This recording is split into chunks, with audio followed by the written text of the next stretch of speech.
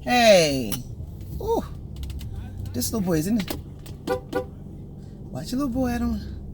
Hey, everybody out there. Hope everybody is doing well. Everybody in La La Land family. Hope everybody is doing well. Hi out there. So, this is going to be a conversation. It's not going to be story time. It's going to be a conversation. And the topic of our conversation today is church hurt. Church hurt and church pain. And I want to talk to you about church hurt and church pain because I would like to think that most of the people that I'm affiliated with have a spiritual connection. I'm a spiritual person. I am not a religious person, not by any stretch of the imagination. I'm a spiritual person. And so the things that religious people are forced to do and traditionally do, you won't find those traditions an important part of my life. I'm more of a spiritual person. I live my life that way, and I prefer it that way. Okay? Not so interested in doctrine, right? My husband, as everybody knows, is a preacher's preacher. My husband is a very anointed man of God. He lives the life that he sings about in his song. I can honestly say that my husband is disciplined. He has his eye on the prize and really doesn't deviate. He's a sinner like everybody else, but my husband walks that straight and narrow line. He lives that life, right?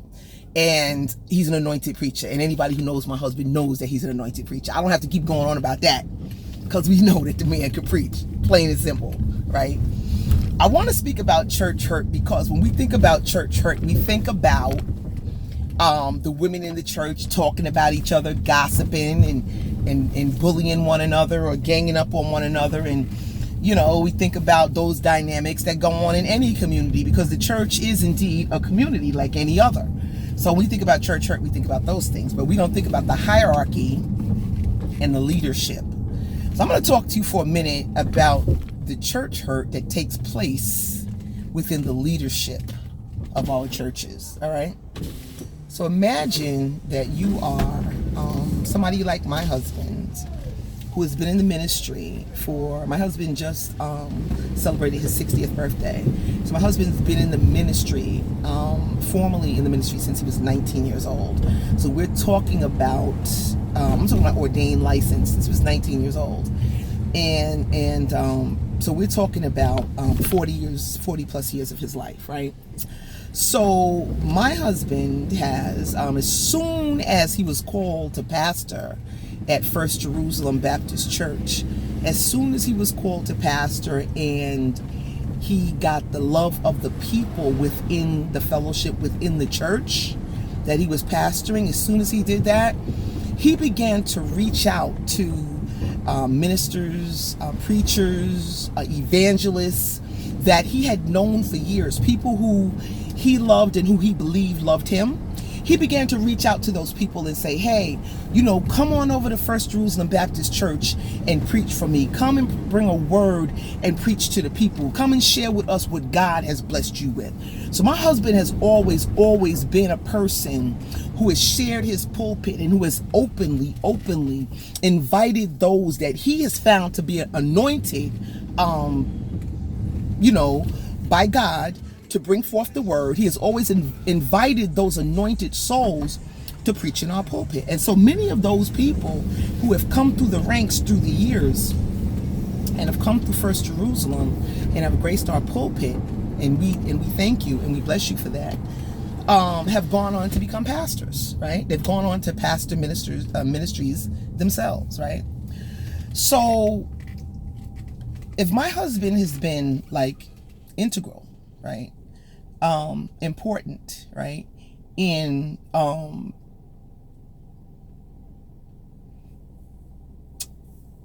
helping you to facilitate and build your ministry. If he's been a person who's always provided you with a platform, okay? Let's just say that he's always provided you with a platform to use the gifts that God has given you, right? When you become a pastor, right? And this has happened to us several times. When you become a pastor, right, you don't look back. You don't look back. How many times has it happened that my husband has sat down and said to me, you know, babe,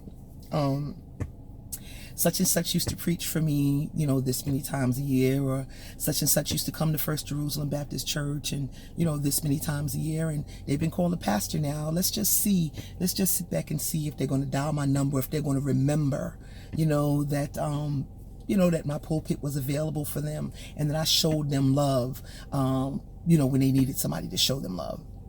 I want to tell you something. 9 times out of 10, it doesn't happen. 9 times out of 10, the people, right, who you've nurtured their careers and nurtured their spirituality and said to them, listen, come to my church, bring a word, you know, share with me, right?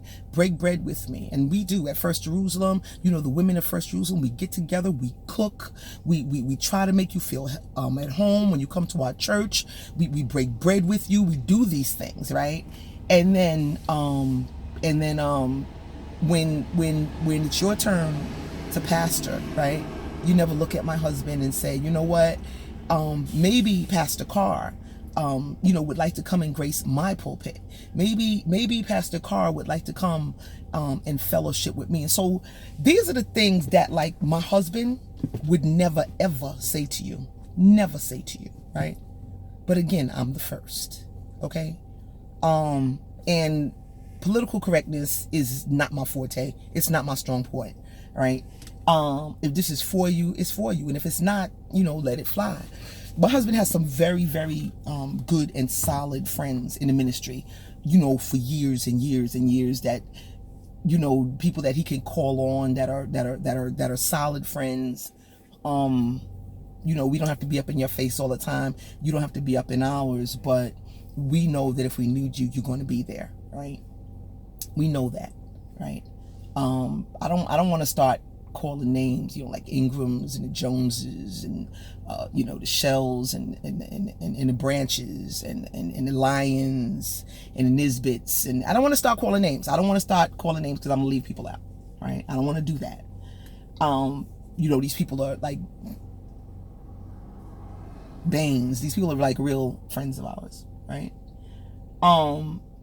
And we know that we could call on them at any time, right? But it's church hurt doesn't just end with the members, right? It doesn't just end with the posses and with the cliques. Because when a pastor, right, has nurtured another minister's spiritual career, right, watched you grow, okay, invited you into their pulpit year after year after year and said, listen, come preach at First Jerusalem, you know, come bring a word, come expound, you know what I mean? Use your skills here, because, you know, when you're young in the ministry, a lot of times you're looking for a place to preach. So my husband has always been that catalyst. He's always been that dude that opens up his pulpit. But a lot of times when these pastors begin to pastor, they forget about coming up through the ranks and, you know, who was there to extend a hand when they needed one. So we talking about church hurt. That hurts my husband deeply. It hurts him deeply. And, you know, maybe I'm out of pocket saying it, you know, but I'm saying it. It hurts him deeply when he's watched your spiritual growth. He's watched your ministerial growth. He's considered himself to be a part of that, right? And when you reach a place of leadership, when you reach a place of pastorship, right, you forget all about Willie Carr and First Jerusalem, because we're too small, you know, we're too minute, you know what I mean? We're too insignificant, right? But hey, we still get our praise on and we love the Lord, and that's all that really matters. But if we're speaking about church hurt, we need to talk about those things that really, really hurt people. And this has been very, very painful for my husband, and I hate to see him going through it. Another reason why, you know, I defer that title, because there's so much there's so much that comes with it, that a lot of times I just don't want to claim it. I just don't want to claim that. I don't want to wear that on my back, because for me it's almost like a bullseye on my back, you know. So that's one thing I wanted to say, is that church church hurt often extends to leadership. I know that in my particular case, because I'm part of an inner circle, because my husband is a pastor, I know and I see those people who have been elevated, turn their noses up at him or turn around and not even give him a second's consideration. I've seen it happen over and over again. The other thing I want to mention is my YouTubes and my lives and my Facebook. Somebody said to me recently, you know what, you need to come off Facebook, right? Let me tell you something. First of all, it was a man that said it to me. Okay, first of all, Nene Leak said it better, but you need to stay out of women's business. That's the first thing. You need to stay out of women's business, right? I have my husband's approval to make these videos and to do these things. He and I spoke about it, right? And as long as my husband is cool with it, you don't have anything to say. Okay, that's number one. Number two is that these are women's issues that I'm discussing. Women's issues, right? So when I'm discussing my first marriage, when I'm discussing domestic violence, when I'm sending a message to young women that you don't have to live this way, I'm going to continue to do that. And no man in hell is going to come and tell me what I need to say to women, right? So I just want to put that out there. You know who you are. You came to me the other day and you said to me, you need to come on Facebook. No.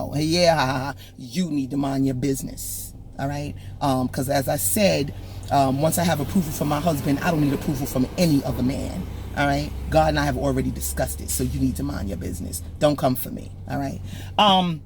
So yeah, that's the story for today. It was church hurt. And I just want to mention to some of you that it would behoove you that when somebody has watched your spiritual growth, right, and watch your ministerial growth, right, and watch you elevate and come through the ranks, and then finally you become a pastor, you become in a position of leadership. Don't forget those people, who pushed you and urged you on. It's happening much too often. It happens to my husband all the time. So many people just walk through our church and, go through another level and never ever look back to say, you know what, I just want to say thank you. I just want to I just think it's not cool, but whatever. So I'm going inside now. I just did my meat shopping and I just got some really, really good meat and some really, really good buys. And I'm going to see how everything turns out before I recommend this particular store to you. But I hope you're having a great day and I'll be with you later on. Okay? Peace.